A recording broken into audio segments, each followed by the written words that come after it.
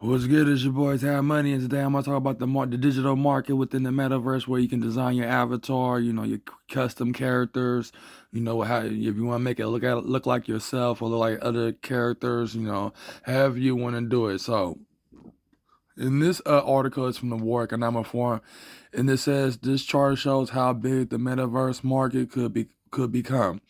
So they're gonna go to the details of how the market will work and how NFTs and blockchain and cryptocurrency, which is the native token of the metaverse, that people can create their own cryptocurrencies within their towns or their countries or within their realms, within their own personal realm within that metaverse, and so on and so forth. And also, I'm gonna do videos on Omniverse, NVIDIA, Omniverse, talk about their metaverse as well. So I'm gonna go back and forth with the War Economic Forum and Omniverse, and so on and so forth. But let's get into this article.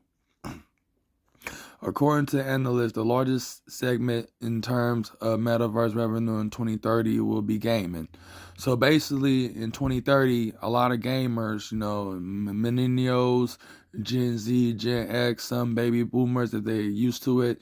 But a majority of us, I'm gaming too. I got my game on, my sister, I got my Xbox One S on, playing some Back for Blood offline though, because I was trying to play Fortnite up here. Shit started glitching the heck out, so I gotta play Fortnite on my Series S downstairs. But let's get into this article. Statistics Insight suggests 50% of the digital economy have already shifted to the metaverse.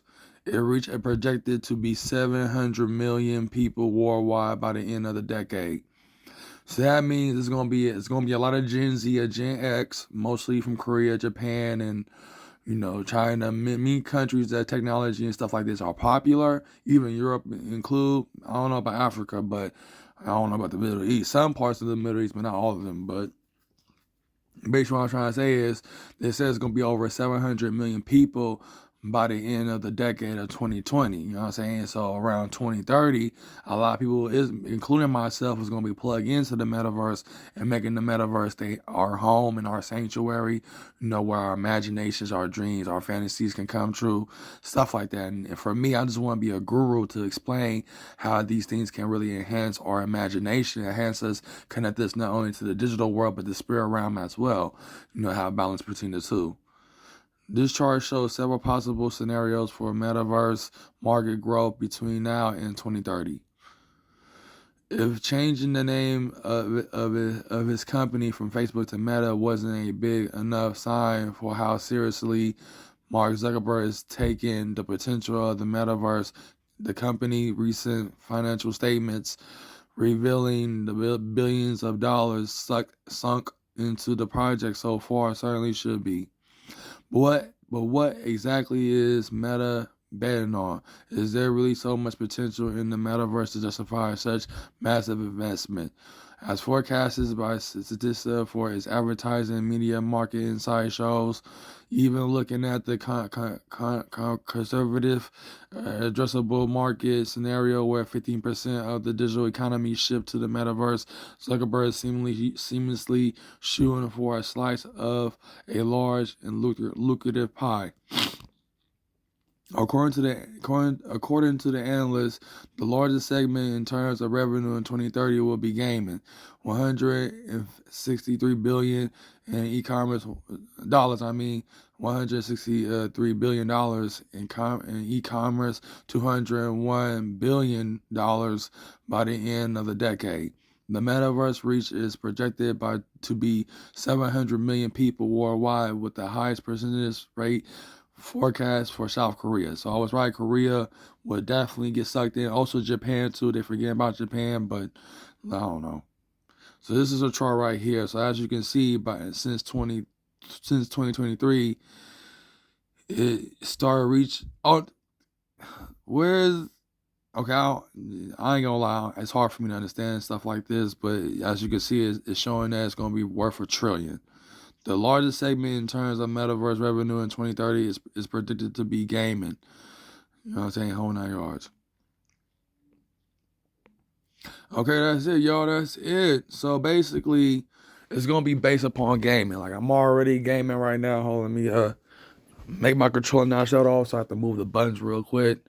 And so my controller don't shut off. But basically I brought my Xbox One S into my room and leave my Series S downstairs, because the thing is, since the quantum computer for cloud gaming is really embedded in the Series S, I could just play with my Series S on my tablet. You know what I'm saying? But when it comes to my Xbox One S, they was putting stuff on top of my One S. So I'm like, I'm just gonna bring it in my room and have my TV close to the edge of the dresser, to where I can just really just be focused, sitting on my bed and focus on playing. Now, when I play Call of Duty on my Xbox One S, it's perfect. Not fully perfect, but it glitch here and there. But I do play my One S, Call of Duty. But when I was trying to play Fortnite, it started glitching the heck out. So I'm like, you know what? It's better for me to play Fortnite on the Series S.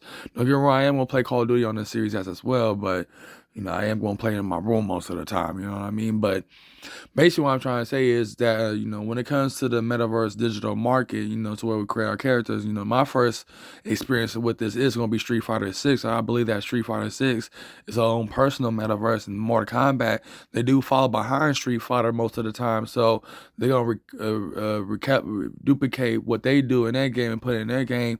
But at the same time, Street Fighter, they got it from even though Mortal Kombat, you couldn't create your character, but having an open world in a video game, Mortal Kombat Deception, that's my favorite game, because it was not only another round in our world, but it was also a order round, and all these other rounds. Even though the graphics were not perfect, but back in the days, I thought it was perfect back then. I didn't know graphics would look like how they look now, but at the same time, I knew it was going to enhance it. But if Mortal Kombat come out with a game just like Street Fighter, where we create our own characters and travel around the realms and stuff, that would be the most incredible thing. But I know for a fact they're gonna do that. Tekken, they strictly focus on fighting game. I don't think Tekken's not gonna get into that till later on, until the next couple of games. But what I'm trying to say is, I feel like Mortal Kombat will create a metaverse within that game as well, when it comes to how Street Fighter making there. So we gotta wait till E3 is around the corner. I can't say it's around the corner. June is a few months away from us, but they're gonna show that game in E3. You know what I'm saying? I bet you that Ed Boon's gonna be at E3 and show it. I know E3 is gonna happen. I can't go there, but I am gonna watch it through YouTube. Oh no, like I said, my new Fire Stick, Amazon Fire Stick, is coming on Thursday. It's already within California, but it's coming on Thursday and stuff like that. But that's one thing. So Street Fighter 6 is gonna be my first experience in the metaverse, in the sense that where I can be in the Battle Hub. Even though Battle Hub is not that, it is big, but not an open world though. But having an open world and do all them fun things, I'm gonna try to stream it for y'all. But like I said, my tablet goes black when I connect my tablet to my Series S, so I gotta give it some time to heal or whatever. But or I either gotta unplug my Series S and let it, because carbon aware. You know what I'm saying? When they are supported, but at the same time, it's best to unplug your Xbox most of the time. But that's one thing. But this your boy Shaman, Infinite Sign Off. That's what I want to say. So be on the lookout for my other videos and stay tuned. So peace.